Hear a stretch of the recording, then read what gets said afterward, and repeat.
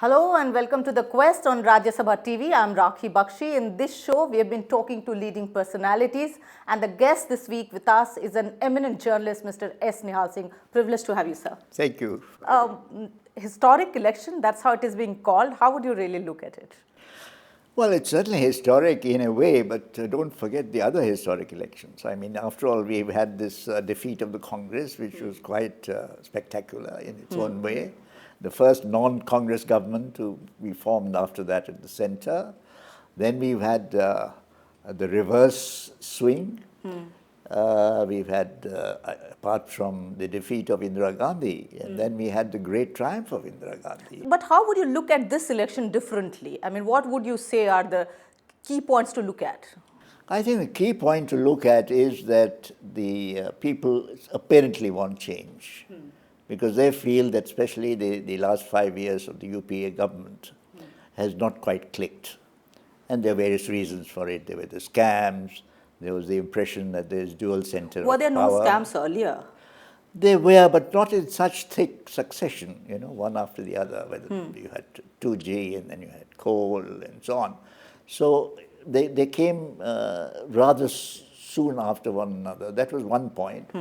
And the other was the articulation was not there from the government side. I mean, they could have been more vocal. In fact, some of the sources telling us that some of the key ministers are in fact voicing that. Yes, I think they were. Why do you think a government in 10 years of experience and still fails to communicate, if at all? Well, I think A is the personality of the Prime Minister, because he is an understated personality. Everybody knows that. And when he was Finance Minister, which was his great success, you remember, in Narasimha Rao's government. Ironical, sir, that when you're talking about Dr. Manmohan Singh, somebody who was hailed as an economist worldwide, and here is he as a Prime Minister who's now bidding farewell already. Well, it's an irony, but life is full of ironies, isn't it? I mean, you had the first term of the UPA government, which was very successful.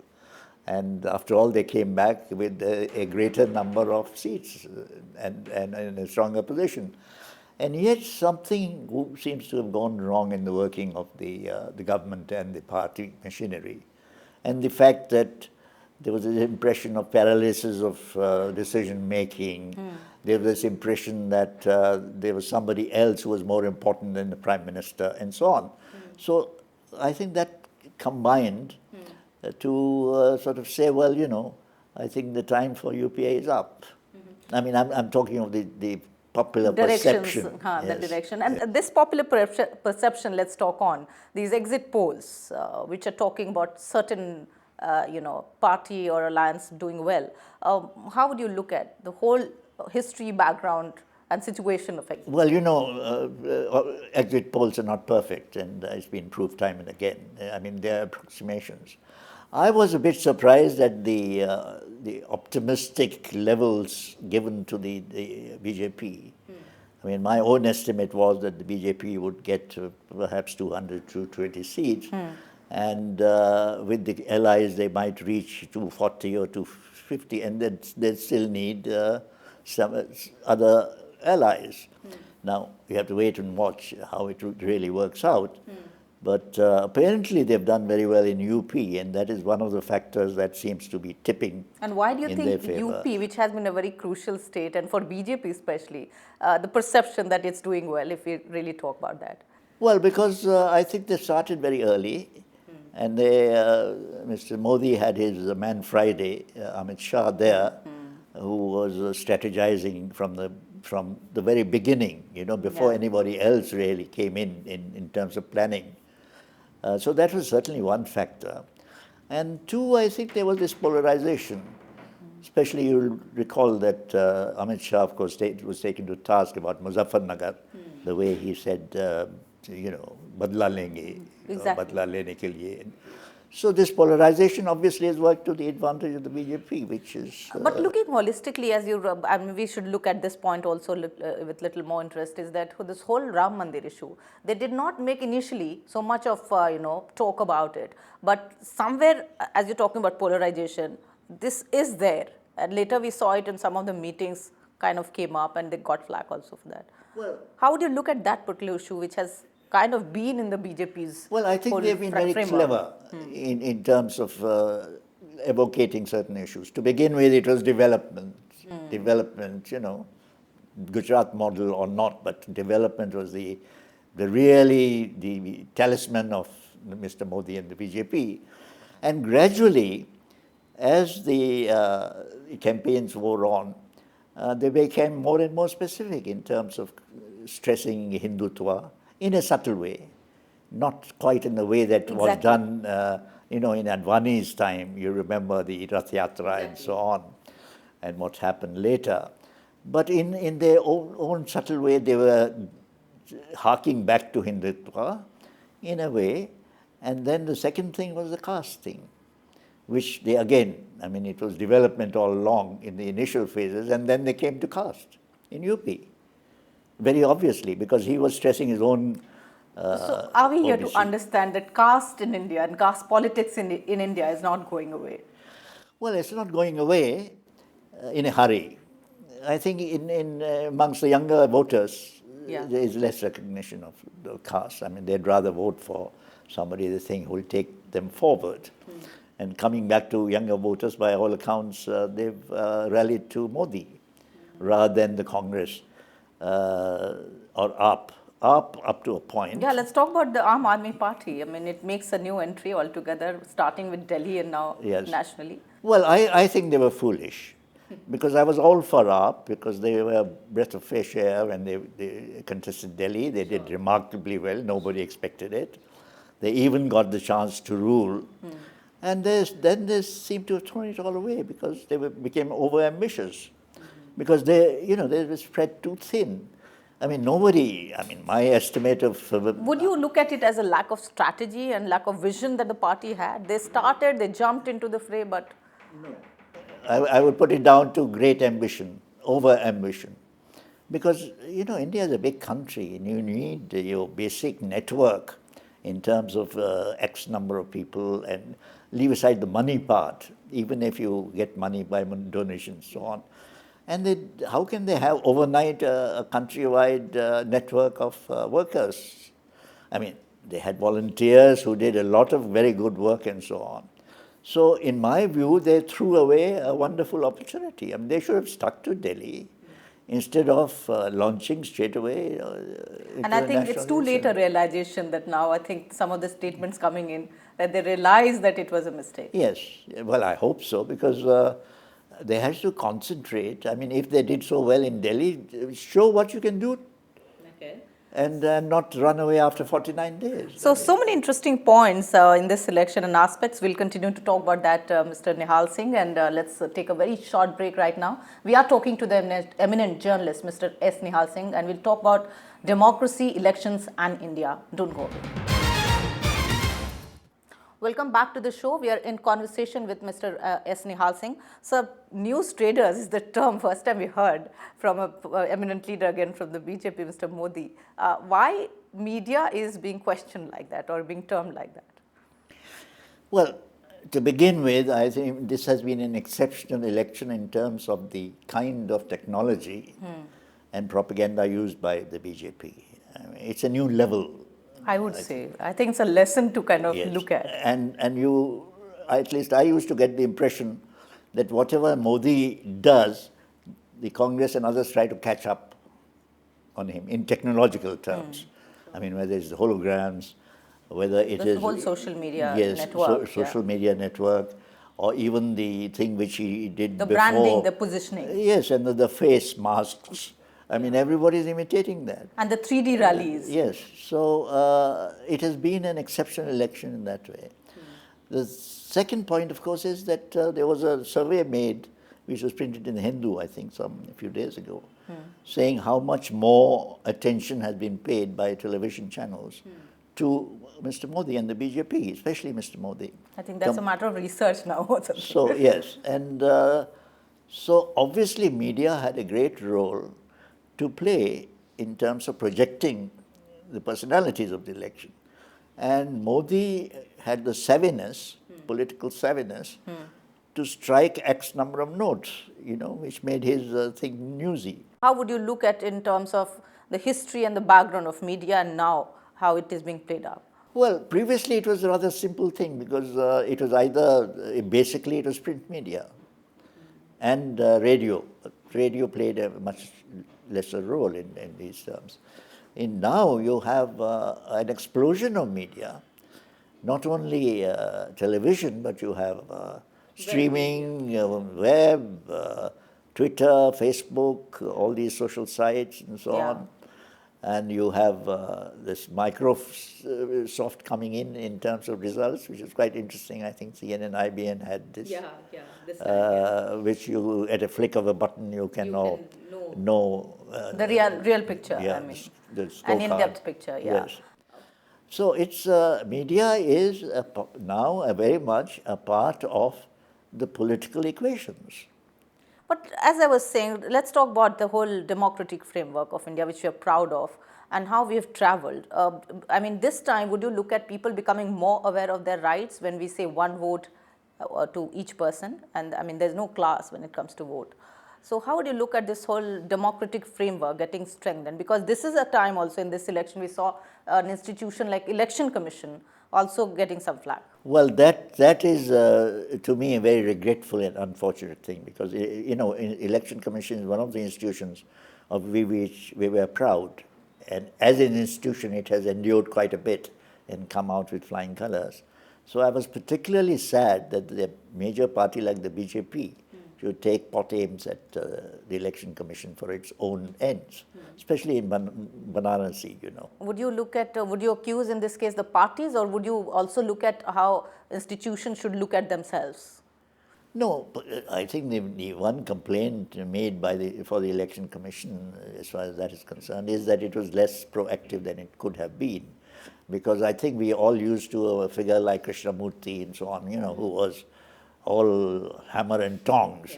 And whereas the present Chief Election Commissioner is a bit soft-spoken man, perhaps too soft-spoken. Is it about parties feeling sometimes either ways, I mean, whichever party it could be, that when everything they think is going in their favor, then they praise Election Commission, and when they sometimes think and they get panicked in terms of not really getting the right results, then they point fingers? Well, partly obviously. This is a strategy, sort of self-defense strategy, partly. But also I think the level of debate this particular time, if you're talking in historical terms, has been particularly poor. And talking about historical terms, this time if you look at, let's say, who wins or who loses, we don't know. We're just talking just a day before the results.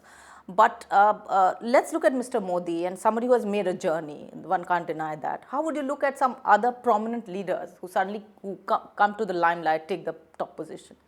I mean, how would you look at some of the historical, in the background, the people, the figures that?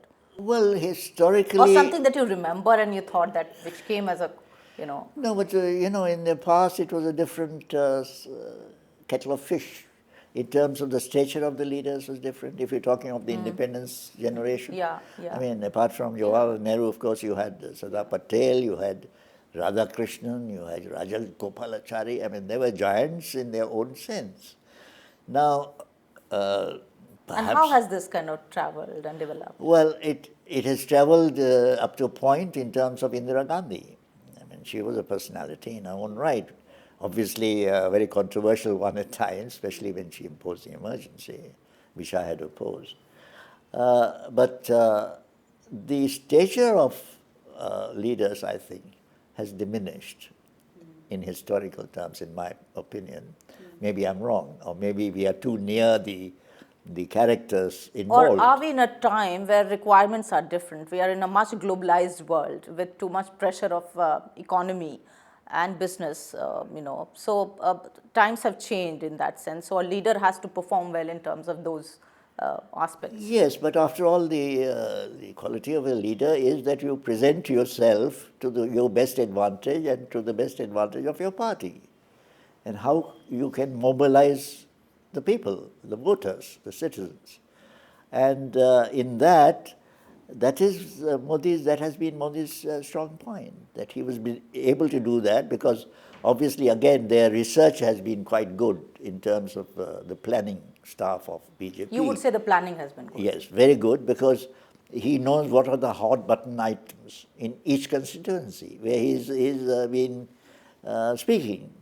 So he brings up those issues, which of course is a very clever thing to do because it at once forms a bond with his audience because So they know what he's clever, talking about. smart, these are the terms and words that I think that now the leader has to really acquire and work on. But we'll still talk to you, sir. We're taking a very short break here. You're watching The Quest and we are talking to Mr. S. Nihal Singh. He's a very eminent journalist. You're watching The Quest and we are talking to Mr. S. Nihal Singh. You were talking about the planning. Let's also talk about some of the work that you've done, sir. Ink in My Veins, autobiographical. Very interesting pieces of work that you've undertaken, not only as a journalist you were acclaimed, but the pieces that you wrote. How would you look at some of, do you want to share some anecdotes while you wrote that book or some other pieces that you've written also? Well, I mean, there are many anecdotes, whether it was Indira Gandhi or Morarji Desai or Atulya Ghosh of Bengal and so on. I mean, actually, I didn't say the right thing as far as my last session with Indira Gandhi was concerned. These, as you know, are background sessions which senior journalists have with top politicians, which is the accepted practice. And this was with the emergency coming. And she said, well, I've had visitors from abroad who were saying nice things about India and so on. So I said, well, what do you expect them to say during this time? I mean, if you invite somebody, he or she will say very nice things. So that she didn't like that at all, of course. No, but the moral strength, for example, you took that very strongly and you're part of the book also. So this whole moral fabric of a journalist, which was there that politicians used to fear actually. How would you look at that? And do you think there has been a degradation even there? Well, tough question to ask maybe, but generally, I mean, the whole... No, it's become more commercial, shall we say, the media. I suppose television and modern technology has something pressures to and compulsions. do with it, but it's more corporatized, for instance. Because again, television, private television channels, they need a lot of money. And who has to provide it? It's the corporations. And we had a very interesting discussion on your channel recently about media and corporate world. Yeah, the nexus, which Yes, is being yes. termed as. So that is one difference. And the other is that I think for people of my generation, journalism was more than earning money. We didn't earn much money. I mean, if you compare, I've been editor of 3 newspapers in India and 1 in Dubai. But leaving aside Dubai, which was a special case, I mean, even as chief editor, I earn very little in relative terms. And against today, I mean, you're talking about lakhs and lakhs a month of today's editors. So it's more a mission. I mean, you felt it was a mission, you had something to contribute to your country, to people in general, and so on. And so you took certain stands. Coming back again to this election, Shoaib, a little bit more, talking about Telangana and this whole eye on Andhra Pradesh, where do you think things either went wrong or right? How would you look at Andhra Pradesh being dealt with? Well, I think it was rather messy, shall we say, the final acts of the Telangana issue. To begin with, as you might recall, Chidambaram had actually announced Telangana years ago, 2 years ago or something like that. And then they came back and forth and so on, and they consulted, and the ruling party did the right thing in the end, because there was this great demand for it. You think it was the right thing? I think it was the right thing, but in the wrong way. And so, obviously, they pleased a lot of people in Telangana, but the credit seems to have been taken by others rather than the Congress party. And talking about regional parties, how are you looking at the South? People are talking about Tamil Nadu, for example. People are talking about what Ms. Jayalalitha would do. So how are we looking at it?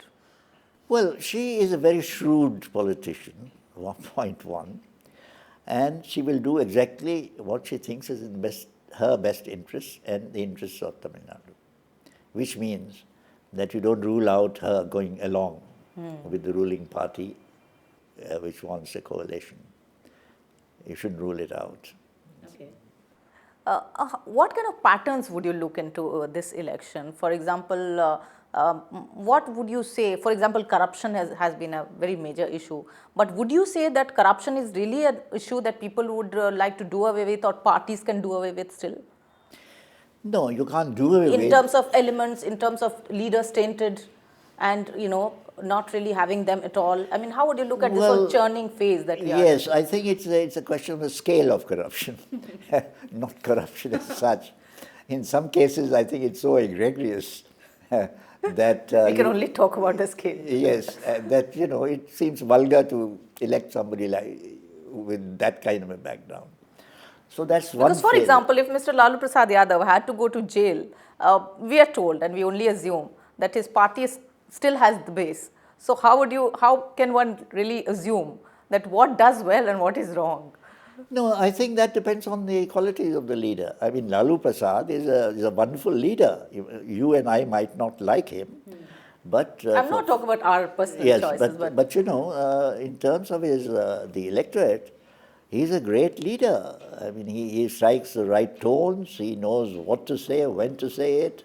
I have interacted with him, and he is, in his own folksy way, very effective as a leader. He gets the parliament's attention when he speaks and everything. So, again, I mean, we are not talking about elites or a small minority of people. We are talking about the general electorate. And he's a very effective leader in his own way. So this whole criminal, that leaders are criminal and that there should be a law, which of course also kind of came up. So would you really see it going away? I mean, would you see this election as a turning point in terms of looking at it keenly as an issue? I think with this election we are marching, or at least moving towards a phase where the most extreme cases of corruption will put people out of the political system. I think we are moving towards that. And would you agree, as I have seen, having covered things on the field, that people are more aware and people are really aware about their rights to vote? Would you agree there? Yes, especially among the younger people. The first-time voters, for instance, they've been very keen, and I know of several cases where they said we must vote, it's our right and it's our duty. So, there's much greater enthusiasm. And we can't actually end this program. They're talking about all these speeches that were made and personalized attacks which happened. I think it's very regretful. The level of debate has been debased, I think, Why do you think it's happening, psychologically speaking? I mean, somebody had to say that maybe, 9 phases, too much of time given, so sometimes people get time to... Well, I think there's a general complaint amongst all people I know, including the people who are really well into election, that it's too long. Yeah. I mean, it could have been made much shorter than it has. It was just too long. Of course, we all realize the problems of holding an election as diverse and vast a country as India, but it was too long. That is one aspect of it. And the other is, I think, the general level of debate has gone down. Do you think people do it to attract attentions, that, when they make all these negative kind of remarks, or very lowly remarks, they get attention, they get some space in media, and finally, they are at least known, whatever little that they should be known for? Well, yes, of course. Like you see in Parliament, in every session, people may just make the loudest noise and you get attention. Yes, you get attention, and your constituents know, because it's telecast, that here he is fighting, he's doing something for us. So I think there is lots to talk, but now we'll have to wrap up. Any last comment about this election, as we are finally going to the verdict very soon? 3 cheers for the little voter. I'm very proud of it. Okay. Thank you so much for talking to us, sir, and we'll keep in touch, and I wish you all the best for whatever you do in future. And that was Mr. S. Nihal Singh. Hope you liked this edition of The Quest. Keep watching. Namaskar and bye-bye.